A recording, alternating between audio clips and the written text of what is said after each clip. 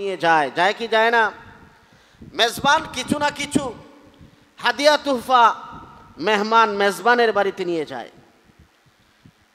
তো আল্লাহ তাআলা বললেন, নবী আমার কি জন্য কি আমার কাছে নিয়ে এসেছেন, আমার কাছে আগমন করেছেন?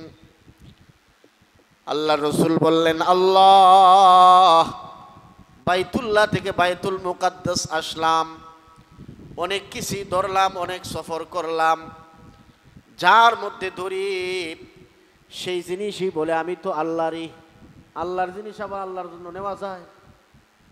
আমি তো আল্লাহরই, আমাকে কি নিবেন? বাইতুল মুকাদ্দাস থেকে আপনার কাজ পর্যন্ত, আরশ পর্যন্ত আসলাম, সব কিছু বলে আপনার, কিন্তু আপনার জন্য আমি নিয়ে আসলাম আত্তাহিয়াতু লিল্লাহি ওয়াসসালাওয়াতু ওয়াত-তাইয়্যিবাত। আমার যত আর্থিক, শারীরিক, যত মানসিক, যত ইবাদত আছে, সমস্ত পবিত্র ইবাদত আপনার জন্য ওয়াকফ করে দিলাম। সুবহানাল্লাহ। এর চাইতে আমার আর বেশি কিছু দেওয়ার নাই। আল্লাহ তাআলা বললেন, যথার্থ দিয়েছেন, যা কিছু দেওয়ার মতো, যেটা দেওয়ার মতো সেটাই দিয়েছেন। এবার আল্লাহ তাআলা বললেন, আসসালামু আলাইকা আইয়ুহান নাবিয়্যু ওয়া রাহমাতুল্লাহি ওয়া বারাকাতুহু। আমার পক্ষ থেকে আপনাকে সালাম, হে আমার সুপরিচিত নবী, হে আমার প্রিয় হাবিব, আমার পক্ষ থেকে আপনাকেও সালাম, আপনার উম্মতদেরকেও সালাম। সুবহানাল্লাহ বলেন। আল্লাহ রসুল বললেন, আসসালামু আলাইনা ওয়া আলা ইবাদিল্লাহিস সালিহিন। আমার নেক বান্দাদের পক্ষ থেকে, সমস্ত ঈমানদার মুসলমানদের পক্ষ থেকে আপনার দেওয়া সালাম আর পবিত্র ইবাদত আমি গ্রহণ করে নিলাম। এবার আটজন আরশ বহনকারী, আল্লাহর আরশ বহন করে এরকম আটজন ফেরেশতা, তারা আল্লাহ এবং আল্লাহর রসুলের কথোপকথনটা শুনেছে। শোনার পরে তারা আবার সাক্ষ্য দিচ্ছে, আশহাদু আল্লাহ ইলাহা ইল্লাল্লাহু ওয়া আশহাদু আন্না মুহাম্মাদান আবদুহু ওয়া রাসূলুহু। আমরা ফেরেশতারা সাক্ষ্য দিলাম, আল্লাহ ছাড়া কোনো মাবুদ নাই, আল্লাহ এক এবং একক, অদ্বিতীয়, তার কোনো শরীক নাই। হযরত মুহাম্মদ সাল্লাল্লাহু আলাইহি ওয়াসাল্লাম আল্লাহ পাকের বান্দা এবং রসুল, এই সাক্ষ্য আমরা গ্রহণ করলাম। সুবহানাল্লাহ বলেন। এই সাক্ষ্য দিলাম। এবার আল্লাহ রসুল আল্লাহর সাথে কথাবার্তা শেষ করার পরে, কথাবার্তার কাজ সমাপ্ত করার পরে আল্লাহর রসুল যখন ফিরে আসবেন, কথাবার্তা শেষ হয়ে গেল, আল্লাহর রসুলকে আল্লাহ একটা গিফট দিলেন, হাদিয়া দিলেন। যাও, এবার নিয়ে যাও 50 সলাওয়াত, 50 ওয়াক্ত নামাজ তোমার উম্মতের জন্যে আমি অবধারিত করে দিলাম। সুবহানাল্লাহ বলেন। আল্লাহর রসুল 50 ওয়াক্ত নামাজ পাইয়া আনন্দে আত্মহারা হইয়া তিনি আরশে আজিম থেকে 6ষ্ঠ আসমানে আসলেন। আসার পরে মূসা পয়গম্বর, মূসা কালিমুল্লাহর সাথে সাক্ষাৎ। মূসা আলাইহিস সালাতু ওয়াস সালাম বলেন, আমি এই দুনিয়াতে ছিলাম, এটার প্র্যাকটিক্যাল অবস্থান আমার জানা আছে। উনি জানে কি জানে না জুড়ে বলেন? আমাদের নবীর আগে আসছে। তিনি বলতেছেন, আপনি 50 ওয়াক্ত নামাজ পাইয়া আনন্দে চিত্তে জমিনের দিকে যাইতেছেন, আলহামদুলিল্লাহ, ভালো কথা, কিন্তু আপনার উম্মতের চাইতে আমার উম্মত ছিল আরো শক্তিশালী। 20 বছর বয়স, 22 বছর বয়সে ডায়াবেটিস ছিল না, এখন আছে না নাই? 5 বছর বয়স, 10 বছর বয়স, এত পাওয়ারি চশমা লাগায়, তার চোখের অবস্থা খারাপ। জুড়ে বলেন ঠিক কিনা? এত দুর্বল উম্মত ছিল না। আমার উম্মত ছিল পাহাড়ের মতো শক্তিশালী, উম্মত ছিল অনেক শক্তিশালী, অনেক উঁচা, অনেক লম্বা, বাহাদুরের মতো উম্মত ছিল। 3 ওয়াক্ত নামাজ মাত্র ফরজ ছিল, তারপরেও অনেকে আদায় করে নাই। আপনি 50 ওয়াক্ত নিয়ে জমিনে যাইতেছেন, 24 ঘন্টার ভিতরে 50 ওয়াক্ত নামাজ আপনার উম্মত পালন করতে পারবে না।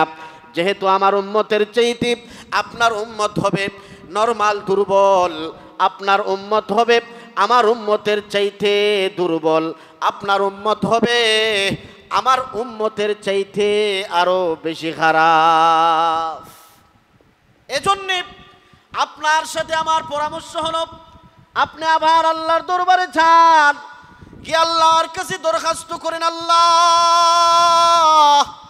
আপনার কাছে আবার আসলাম, আপনি আমার নামাজটা একটু কমায়া দেন। দেখবেন আল্লাহ কমায়া দিবেন।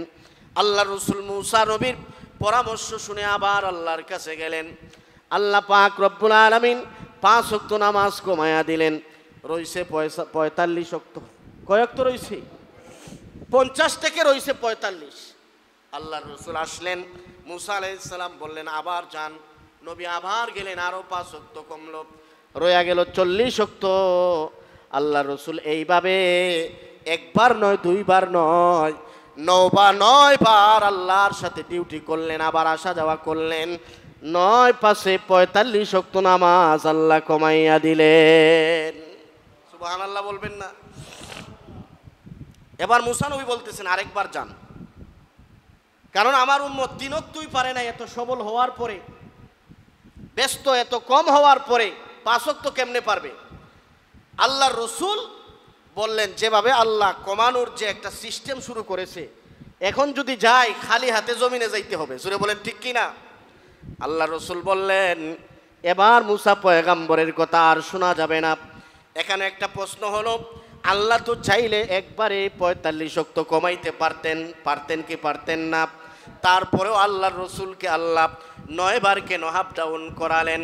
এর কারণ হলো, বন্ধু যখন বান্ধবীকে দেখতে চায়, একবার দেখলে তার পেট ভরে না, বন্ধুকে বারবার দেখতে চায়।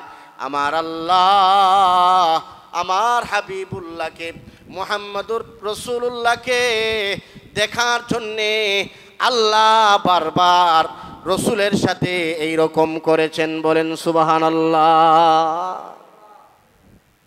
আল্লাহ হাবিবকে দেখবেন, দেখার জন্যে 9 বার ডিউটি করেছেন। 9 বারে আল্লাহ তাআলা 45 ওয়াক্ত কমায়া 50 ওয়াক্ত নামাজ দিয়া, এর মধ্যে 45 ওয়াক্ত কমায়া 5 ওয়াক্ত নামাজ নিয়া মুসা নবীর কথা আবার না শুনে আল্লাহর রসুল জমিনের দিকে আসতে শুরু করলেন। তারপরে আসমানগুলা পাড়ি দিয়ে সিদরাতুল মুনতাহায় আসলেন। সিদরাতুল মুনতাহার ডান দিকে হলো জান্নাত, বাম দিকে হলো জাহান্নাম। ডান দিকে কি? জান্নাত, বাম দিকে হলো জাহান্নাম। আল্লাহ রসুল আসার পরে দেখতেছেন ডান দিক থেকে সুঘ্রাণ আসতেছে। ডান দিক হলো ভালো দিক। জুড়ে বলেন ঠিক কিনা? এই জন্য সব কাজ, ভালো কাজ ডান দিকে হবে। জুড়ে বলেন ঠিক কিনা? ভালো কাজ করবেন ডান হাতের দ্বারা করবেন, খাবার বাইরা দিবেন ডান দিক থেকে শুরু করবেন। এগুলা সব কিছু সুন্নত। ভালো কাজ ডান দিক থেকে করা, ডান হাতের দ্বারা করা সুন্নত। জুড়ে বলেন ঠিক কিনা? এই জন্য আল্লাহ জান্নাত সিদরাতুল মুনতাহার ডান দিকে রাখলেন। আল্লাহর পয়গাম্বর তাকায়া দেখে জান্নাত থেকে সুঘ্রাণ আসছে, সুঘ্রাণ। এই সুঘ্রাণ দেখে আল্লাহ রসুল জিব্রাইলকে বললেন, ওরে জিব্রাইল, তুমি তো সিদরাতুল মুনতাহায় তোমাকে রেখে গেছিলাম, আমাকে এবার তুমি নিয়ে চলো, ওই সুঘ্রাণ আমি দেখতে চাই। কার সুঘ্রাণ? ওই সুঘ্রাণ দেখে আমি জমিনে যাব। আল্লাহর পয়গাম্বরকে জিব্রাইল বলেন, চলেন, এই যে সুঘ্রাণ দেখতেছেন এই এলাকাটা হলো জান্নাতীদের এলাকা। জুড়ে কোন সুবহানাল্লাহ। জান্নাতীরা বাস করে। জান্নাতীদের জন্য আল্লাহ এত সুন্দর সুঘ্রাণ ব্যবস্থা করেছেন, এত সুন্দর বাড়িঘরের ব্যবস্থা করেছেন। আল্লাহ রসুল এই ঘর দেখার আগে তাকায়া দেখতেছেন জান্নাতের আশেপাশে আল্লাহ রসুলের কাছে কে জানি হাঁটাহাঁটি করতেছে। এবার আল্লাহ রসুল বলেন, জিব্রাইল আমি তো আমার বেলালের পায়ের আওয়াজ শুনতে পারতেছি, বুঝতে পারলাম না বেলাল আবার এই জায়গায় কেমন করে আসলো। বেলাল এই সাহাবীর পায়ের আওয়াজ শোনা যায়। জিব্রাইল বলেন, তাহলে বেলালকে জমিনে গিয়ে জিজ্ঞাসা করবেন, ওরে বেলাল তুমি কেমনে কেমন করে আমার সঙ্গে ওই জান্নাত দেখার সময় তোমার পায়ের তলার তালির আওয়াজ শুনতে পাইলাম। আল্লাহর পয়গম্বর জমিনে আয়েশা যখন বেলালকে জিজ্ঞাসা করলেন, ওরে বেলাল তুমি ওই জায়গায় জান্নাতের ভিতরে তোমার পায়ের আওয়াজ শুনলাম, তুমি কি এমন আমল করো, সে আমলের কথাটা আমাকে একটু বলো। বেলাল বলেন, ইয়া রাসূলুল্লাহ, ইয়া হাবিবাল্লাহ। তাদের ভিতরে আমলের কোনো অহংকার ছিল না, তাদের ভিতরে কোনো বরত্ব ছিল না, তারা ছিলেন তাওয়াজুওয়ালা মানুষ, বিনয়ওয়ালা মানুষ, নম্র ভদ্র মানুষ। মান তাওয়াজুআ লিল্লাহ রাফাআহুল্লাহ। দুনিয়াতে যে যত নিজেকে ছোট মনে করে চলবে, আল্লাহ তাআলা তাকে বড় বানাইয়া দিবে। এই জন্য আল্লাহ রসুল বলেন, তোমরা আমার কাছে আল্লাহর কাছে বেশি বেশি করে দোয়া করো। আমি রসুল আল্লাহর কাছে দোয়া করতাম, আল্লাহুম্মা জাআলনি ফি আইনি সগীরা, আল্লাহ আমাকে আমার চক্ষুর মধ্যে আমাকে ছোট বানায়া দাও, আমি যেন নিজে বড় মনে না করি, আমাকে আমার চক্ষুর দ্বারা ছোট বানায়া দাও। ওয়াজআলনি ওয়া আয়ুনিন নাসি কাবীরা, নিজের কাছে নিজেকে ছোট বানাও, লোকের কাছে আল্লাহ তুমি আমাকে বড় বানাইয়া দাও। সুবহানাল্লাহ বলেন। এই দোয়া বেশি বেশি করবেন, ভিতরে অহংকার দূর হবে, ভিতরের মধ্যে যে তাকাব্বুরি বড়ত্ব এটা দূর হবে।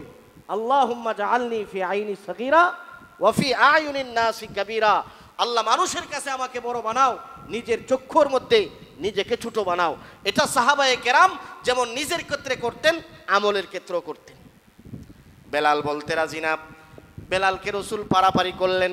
এবার আল্লাহ রসুলকে বেলাল বললেন, ইয়া রাসূলুল্লাহ, আমি একটা মাত্র আমল ধারাবাহিকভাবে করি, যখনই আমার ওযু চলে যায় সাথে সাথে আমি আবার ওযু করি, এবং ওযু যখন করি 2 রাকাত নামাজ শুকরিয়া দান আদায় করি। সুবহানাল্লাহ বলেন। এই 2 রাকাত নামাজ যদিও আপনার আমার কাছে ছোট, যদিও নফল নামাজ, কিন্তু এই নফল নামাজের বরকতে আরশে আজিমের মধ্যে জান্নাতের মধ্যেও তার পায়ের আওয়াজ শোনা যায়। জোরে কোন সুবহানাল্লাহ। এত মর্তবাশীল বেলাল। বেলালের ঘটনা বললে তো অনেক ঘটনা। আল্লাহ রসুল জান্নাতে প্রবেশ করলেন, আল্লাহ রসুল সুঘ্রাণ পাইতেছেন জান্নাতের। জান্নাতে যাওয়ার পরে এবার আপনার আমার নবী জান্নাতে গেলেন। জান্নাতে যাওয়ার পরে দেখতেছেন সুন্দর একটা ঘর, বাঁশের ঘর। বাঁশের, জান্নাতে কি বাঁশের ঘর আছে? একটা বাঁশের ঘর দেখা যায়। এবার আল্লাহ রসুল জিব্রাইলকে বললেন, শুনলাম আল্লাহ আমাকে জানাইলেন জান্নাতের একটা ইট হবে স্বর্ণের, আরেকটা ইট হবে রূপার। এইরকম ভাবে বড় বড় দালান কোঠা থাকবে, বাঁশের ঘর দেখা যাইতে। বুঝতে পারলাম না এই বাঁশের ঘর কেন।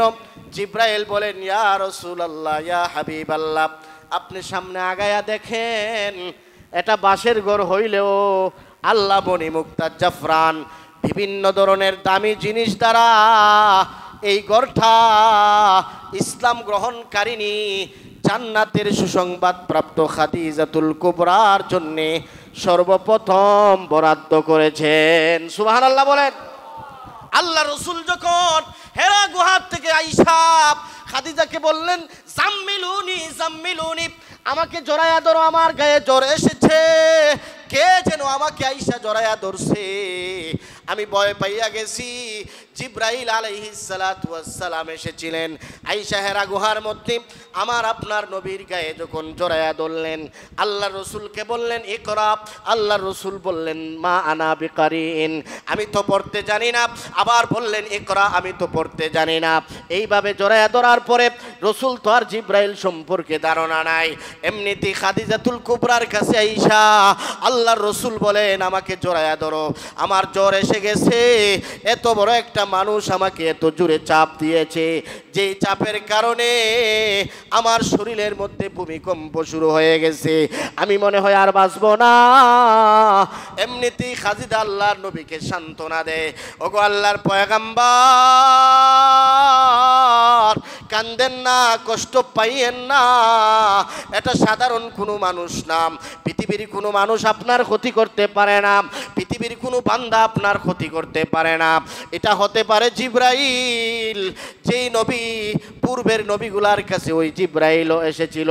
চলেন আমরা যাই আমার চাচাতো ভাই ওয়ারাকা ইবনে নাফলের কাছে। ওয়ারাকা ইবনে নাফলের কাছে আল্লাহর নবীকে নিয়ে গেল। আল্লাহর রসুলকে ওয়ারাকা ইবনে নাফল বলল, কেমন দেখেছো, কিভাবে দেখেছো? ভয় পাইও না, ডরের কোনো কারণ নাই। আল্লাহর পয়গম্বরকে যখন জিবরাইল আলাইহিস সালাতু ওয়াস সালামের পরিচয় দিচ্ছিল, যখন ওয়ারাকা ইবনে নাফল তাওরাতের ব্যাখ্যা অনুযায়ী তার পরিচয় দিচ্ছিল, মুহাম্মদুর রাসূলুল্লাহ বললেন, হুবহু আমি তোমার বর্ণনা অনুযায়ী জিবরাইলকে দেখতে পাইলাম। সুবহানাল্লাহ বলেন। ওয়ারাকা ইবনে নাফল সে ছিল ইহুদিদের সবচেয়ে বড় আলেম। সে বলল, চিন্তিত হওয়ার কোনো কারণ নাই, এটা আপনার কোনো ক্ষতি করবে না, এটা হলো সাধারণ কোনো মানুষ না, এটা হলো আল্লাহর রহমতের ফেরেশতা জিবরাইল আলাইহিস সালাতু ওয়াস সালাম। ওই ফেরেশতা এসেছিল, আপনি পয়গম্বর হবেন কোনো সন্দেহ নাই, আপনি আজকে থেকে নবী হয়ে গেছেন। সুবহানাল্লাহ বলেন। আল্লাহর পয়গম্বর বলেন, যেহেতু নবী হয়ে গেছি, আমি যেহেতু পয়গম্বর হয়ে গেছি, আমার মিশন বাহিরে চালু করলে চলবে না, সর্বপ্রথম আমার মিশন হবে আমার ঘর থেকে চালু হবে। জোরে কোন সুবহানাল্লাহ। এই দাওয়াত যখন খাদিজাকে আল্লাহ রসুল সর্বপ্রথম দিচ্ছিলেন, আল্লাহ রসুল বললেন, খাদিজা আমি যদি সর্বপ্রথম বাহিরের মানুষকে দাওয়াত দেই, বাহিরের মানুষ বলবে সর্বপ্রথম কি তোমার স্ত্রী মুসলমান হয়েছিনি, তোমার ঘরের মানুষ মুসলমান হয়েছিনি, তাদেরকে আগে দাওয়াত দাও, তাদেরকে আগে দিনদার বানাও, তারপরে তুমি আমাদের কাছে আসো। জোরে বলেন ঠিক কিনা? তুমি বলো, কি বলো? এমনিতেই খাদিজা বলেন, হাতে হাত রাখলাম, সর্বপ্রথম কালিমার তলে ইসলাম গ্রহণ করলাম। জোরে কোন সুবহানাল্লাহ। খাদিজা মুসলমান হয়ে গেলেন। এই বাঁশের ঘরটা হইল খাদিজার। এটাকে আল্লাহ হাজার হাজার বিল্ডিং যদি এক জায়গায় রাখেন, আর এই বাঁশের ঘরটা যদি আরেক জায়গায় রাখেন, বাঁশের ঘরের সৌন্দর্য আরো বেশি। জোরে কোন সুবহানাল্লাহ। সাধারণ কোনো মানুষ না।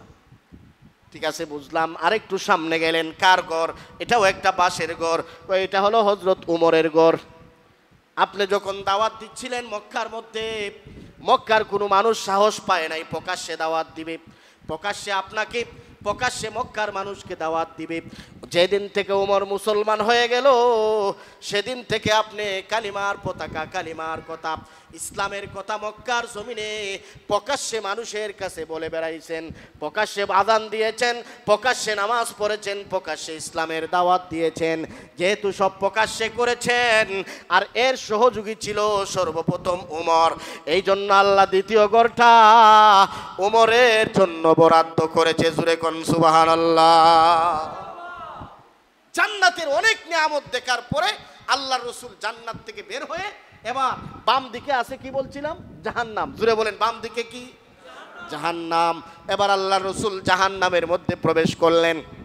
মনোযোগ দিয়ে শুনবেন, আল্লাহ রসুল জাহান্নামের ভিতরে ঢুকবেন, জাহান্নাম থেকে ধোঁয়া আসতেছে, ধোঁয়া, আগুনের একটা ধোঁয়া আছে না নাই? আল্লাহ রসুল বলেন, এটার ভিতরে আবার কেমন করে ঢুকবো? আর জিবরাইল বলেন, আল্লাহ কিভাবে ঢুকবে আপনার পয়গম্বর আপনি জানিয়ে দিন। এমনিতে আল্লাহ জিবরাইলের মাধ্যমে রসুলকে জানাইয়া দিলেন, জাহান্নামের পাওয়ার আমি আল্লাহ কমাইয়া দিলাম, স্থগিত করলাম, আপনি জাহান্নামে প্রবেশ করেন এবং জাহান্নামের দৃশ্যগুলো দেখে আসেন। সুবহানাল্লাহ বলেন। যেহেতু এটা একটা শিক্ষা সফর, সেই শিক্ষা সফরের শিক্ষা নিয়েই উম্মতের কাছে বর্ণনা করতে হবে।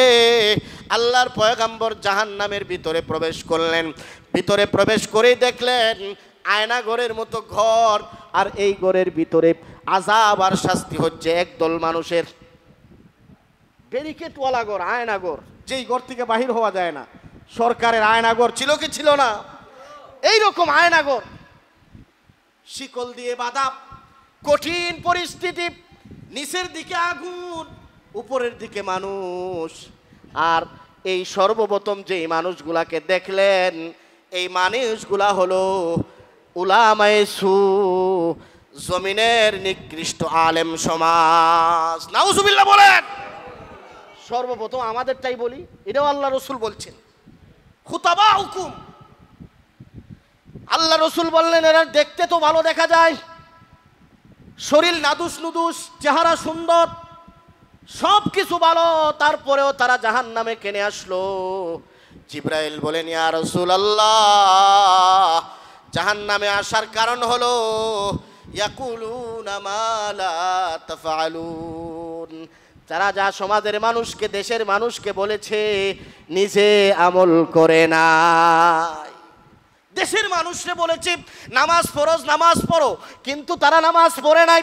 রোজা ফরজ, রোজা রাখো, কিন্তু তারা রোজা রাখে নাই। তারা হক কথা সমাজের মধ্যে বলে নাই। এই জন্য দেখতেছে নায়নাগরের ভিতরে ঢুকাইয়া তাদের জিহ্বাগুলা আগুনের কেসি দিয়া কাইটা দেওয়া হচ্ছে। জাহান্নামের মধ্যে এই রকম শাস্তি তাদের কিয়ামত পর্যন্ত হইতে থাকবে। নিজে পর্দার ওয়াজ করেছে, বিবি ছেলে মেয়েকে পর্দা করায় নাই, নিজে আমলের কথা বলেছে, নিজে সুদের ওয়াজ করেছে, নিজে সুদ থেকে বাঁচে নাই, নিজে বিভিন্ন ধরনের আমলের কথা বলেছে, কিন্তু নিজেরা আমল করে নাই। এই সমস্ত উলামায়ে সু দুনিয়াতে আছে না নাই? এরাও আছে সমাজের মধ্যে, ওয়াজ করে করে ঘুরায় বেড়ায়। এই রকম খুতাবাদেরকে আল্লাহ তাআলা জাহান্নামের 1 নম্বর স্তরেই রাখছে। জান্নাতের 1 নম্বর স্তরেও সাহাবাদের পরে আলেম উলামারাই থাকবে। সুবহানাল্লাহ বলবেন না? আর জাহান্নামে সর্বপ্রথম আল্লাহ রাসূল দেখলেন কেসি দিয়া তাদের জিহ্বাটা কাইটা দেওয়া হইতেছে। সমাজে হক কথা বলে নাই, সঠিক কথা সমাজের মানুষকে শোনায় নাই, কুরআন হাদিসের কথা শোনায় নাই, কিচ্ছা কাহিনী বিভিন্ন ধরনের বানোয়াট কথাবার্তা বলে সমাজের মানুষকে বিভ্রান্ত করেছে। যা নিজে বলেছে, নিজে তা আমল করে নাই।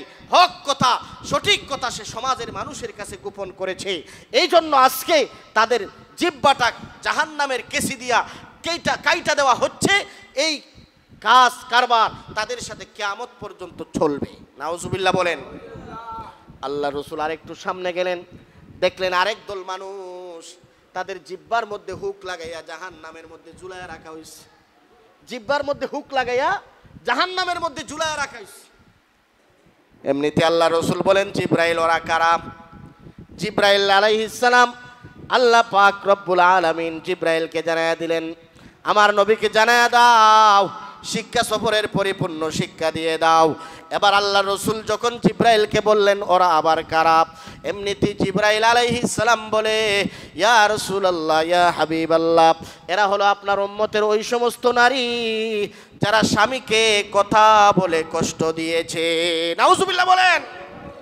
এই রকম নারী আমাদের সমাজে আছে না নাই? দেবররে খুব সমাদর করে, কিন্তু স্বামীকে যদি বলে 1 গ্লাস পানি দাও, বলে তুমি ঢেলে খাইতে পারো না, আমার কাছে কেন চাও? এইরকম অবাধ্য স্বামী সমাজে আছে না নাই? অবাধ্য স্ত্রী সমাজে আছে। স্বামীকে কথা দিয়ে কষ্ট দিয়েছে, স্বামীর খেদমত করে নাই।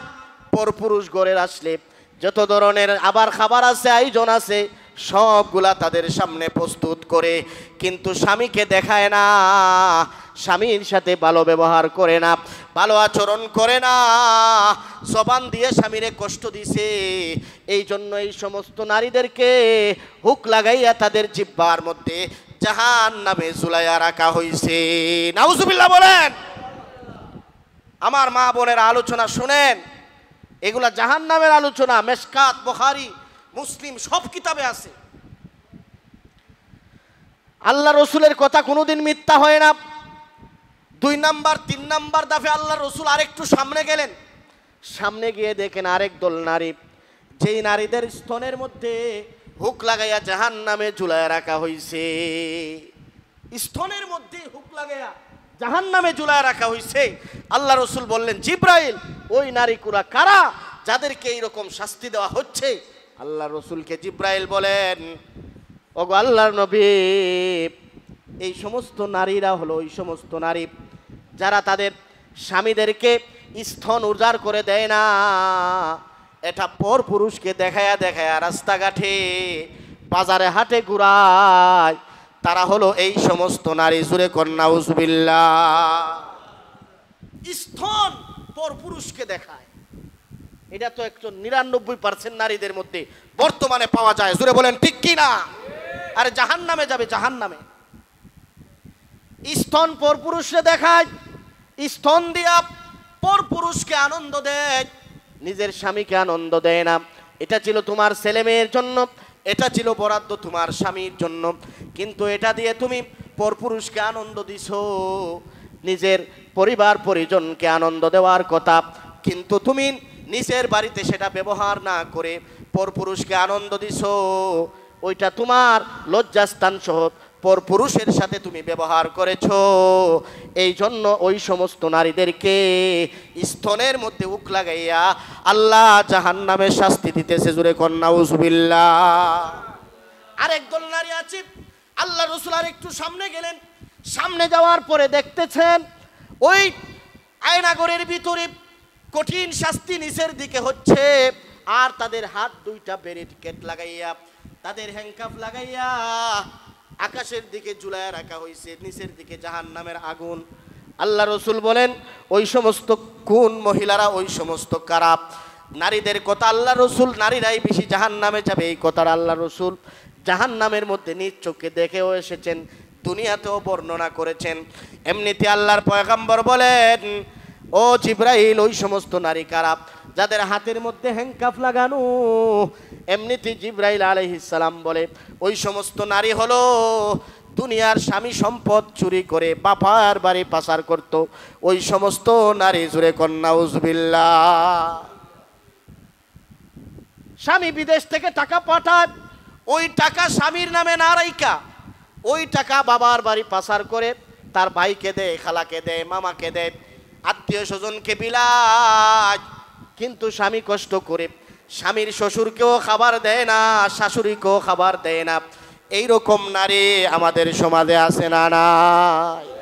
শ্বশুর শাশুড়ির খাবার জুটে না, যে কামায় তার মা বাবার জুটে না, আর যে কামায় না তার মা বাবার অভাব হয় না। জুড়ে বলেন ঠিক কি না?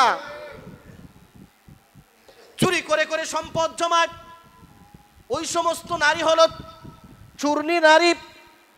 যেই সমস্ত নারীরা স্বামীর সম্পদ চুরি করে বিভিন্ন জায়গায় পাচার করে নিজের নামে সম্পদ করে স্বামীর অনুমতি ছাড়া, স্বামীর অনুমতি ছাড়া স্বামীর সম্পদে হাত দেওয়া নিষেধ। জুড়ে বলেন ঠিক কিনা?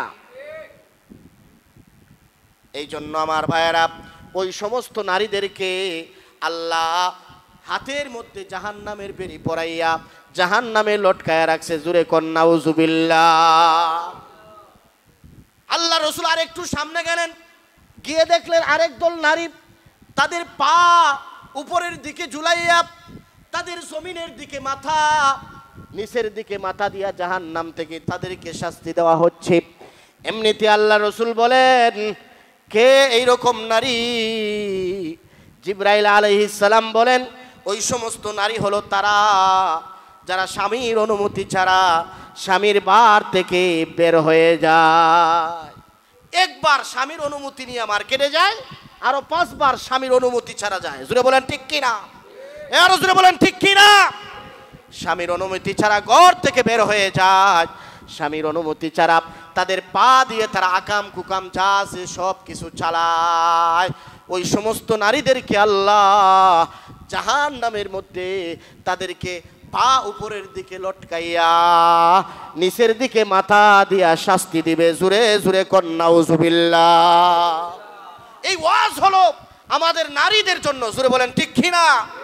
স্বামীর ইতাআত করো, স্বামীর কথা শুনো না, আমি স্বামীর কথা মতো চলো, স্বামীর অনুমতি ছাড়া বাহিরে বের হইও না, স্বামীকে ছাড়া তোমার লজ্জাস্থান কাউকে দিও না।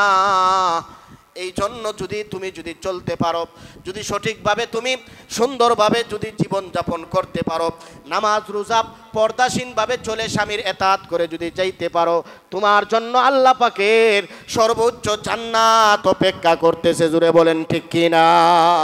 আর না হয় জাহান্নামে তাদের জন্য এইরকম ভাবে কঠিনতম কঠিন শাস্তি দিয়ে আল্লাহ তাআলা তাদেরকে জাহান্নামে নিক্ষেপ করবে। আল্লাহ আমাদের নারী সমাজকে হেফাজত করুন, সবাই বলেন আমিন। আল্লাহর রাসূল জাহান্নামের সফর শেষ করে জান্নাত জাহান্নাম দেখে আল্লাহর রাসূল জমিনে আসলেন। জমিনে আসার পরে এবার আল্লাহর রাসূল বাইতুল মুকাদ্দাসে বাইতুল্লাহ শরীফে আসলেন। আয়েশা আল্লাহর রাসূল যখন বসলেন ফজরের নামাজ পড়ার পরে আবু জেহেল আইছে। আবু জেহেল আইয়া কইতেছে, মুহাম্মদ প্রতি রাত্রে তো একটা না দুইটা ঘটনা তোমার ঘটে, আজকে কোনো ঘটনা ঘটছে কি? আজকে কোনো ঘটনা তোমার সাথে ঘটছেনি, এদিকে একটু শোনাও। আল্লাহর নবী বলেন, আজকে যেই রকম ঘটনা ঘটেছে অতীতে আর কোনোদিন এই রকম ঘটনা ঘটে নাই, সেই ঘটনা শুনে যাও। জোরে কোন সুবহানাল্লাহ। আল্লাহ রাসূল বলেন, আজকের রাত্রির ভিতরে আমি বাইতুল্লাহ থেকে বাইতুল মুকাদ্দাস গেছি।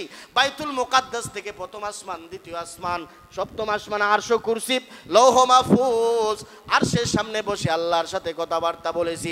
আবার আসার পথে জান্নাত জাহান্নাম প্রদক্ষিণ করেছি। সব কিছু সফর শেষ করে ফজরের আগ মুহূর্তে বাইতুল্লাহ অবতরণ করেছি। জুরে জুরে কোন সুবহানাল্লাহ। মুহাম্মদ যে পাগল হইছে কোনো সন্দেহ নাই, নাউজুবিল্লাহ বলবেন না। মুহাম্মদ যে পাগল হয়েছে এতে কোনো সন্দেহ নাই। এবার মুহাম্মদের উম্মতকে গুমরা করা সহজ, কারণ এতদিন গুমরা করতে পারে নাই। আজকে মুহাম্মদ এই যে কথাগুলা বলতেছে, পাগলেও এইরকম কথা বলে না। আবু জেহেল বলতেছে, তুমি যে এই কথাগুলা বলছো আবার বলো। রসুল আবার বললেন, রসুল এই কথাগুলা 3 বার বললেন। আমি বাইতুল্লাহ থেকে আরশ আজিমে জান্নাত জাহান্নাম সফর করে রাত্রির ভিতরে এসেছি। আয়েশা ফজরের নামাজ জামাতের সাথে পড়েছি এবং ইমামতি করেছি।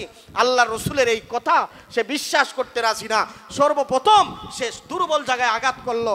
যায় এবার আবু বকরের কাছে। আবু বকর মুহাম্মদকে নিয়ে খুব বেশি বাড়াবাড়ি করে যায় আবু বকরের কাছে। গিয়ে আবু বকরকে তার নবীর এই রকম খারাপ কথাগুলা তাদেরকে বইলা দেখি তাদেরকে বেঈমান বানানো যায় কিনা। আবু বকরের কাছে গিয়ে বলতেছে, আবু বকর তোমার নবী নাকি এই রকম লম্বা সফর করেছে, যেই বাইতুল্লাহ থেকে বাইতুল মুকাদ্দাস যাইতে হাইটা ঘুরা দেওয়া গেলেও 14 থেকে 15 দিন সময় লাগে। তোমার মুহাম্মদ নাকি অল্প সময়ের ভিতরে বাইতুল্লাহ থেকে বাইতুল মুকাদ্দাস তো গেছেই, আবার বিলা আরশ আজিম সবগুলা ভ্রমণ করে এসেছে। তুমি কি বলো? আল্লাহর নবীর সাহাবী আবু বকর সিদ্দিক বললেন, তুমি কি আল্লাহর রসুলের জবান থেকে এই কথাগুলা শুনেছো? তিনি আবু জেহেল বলে, হ্যাঁ, একবার নয় দুইবার নয়, স্বীকারোক্তি স্বরূপ মুহাম্মদের কাছ থেকে এই কথাগুলা 3 বার শুনেছি। আল্লাহর রসুল এই কথাগুলা বলেছেন। আবু বকর সিদ্দিক বলেন, যদি আল্লাহর রসুলের জবান দিয়ে এই কথাগুলা বলে থাকে 100% সত্য, কোনো মিথ্যার প্রশ্রয় নেওয়া হবে না। জোরে কোন সুবহানাল্লাহ। এতে কোনো সন্দেহ নাই, আল্লাহর রসুলের কথাই সত্য। এখন আবু বকরকেও পাগল বলা শুরু করেছে। কোন সাহাবী, আল্লাহর রসুলের সাহাবী আবার যখন আয়েশা আল্লাহর রসুলকে বললেন, আল্লাহর রসুল বলেন, হ্যাঁ আমি এইরকম কথা বলেছি, আমি গিয়েছি দেখেছি, সব কিছু করেছি। আবু বকর সিদ্দিককে আল্লাহর রসুল বললেন, তুমি যেহেতু আবু জেহেলের মুখে মুখে জবাব দিয়ে দিয়েছো আর এই কথাটা সত্য বলে প্রমাণিত করেছো, আমি আজকে থেকে তোমাকে উপাধি দিলাম, তুমি সিদ্দিক হয়ে গেলে। জোরে কোন সুবহানাল্লাহ। আবু বকর সিদ্দিক হয়ে গেল। আল্লাহর পয়গম্বর সমস্ত সাহাবায়ে কেরামের কথা সমস্ত সাহাবায়ে কেরাম বিশ্বাস করে নিলেন, কোনো সন্দেহ নাই। আমরা বিশ্বাস করি কি করি না? আর রাসূল বলেন, করি কি করি না? আমরা ইমানদার, আমরাও বিশ্বাস করি। এবার আবু জেহেল বলতেছে, ঠিক আছে, তাহলে বাইতুল মুকাদ্দাসের জানালা কয়টা, বাইতুল মুকাদ্দাসের দরজা কয়টা বলো দেখি। আল্লাহর রসুল গেছেন সফরে, দরজা জানালা গোনার জন্য গেছেন? হঠাৎ করে একজন মেহমান আসছে, আয়েশা আপনাদের মসজিদে, ছোট মসজিদেই তো মনে করেন নামাজ পড়ছে, তারপরে তো জানালা কম না, এত জানালা গোনার সময় তার আছে? জানালা গয়না গেছে, দরজা গনে যায় নাই, জানালা গনে নাই।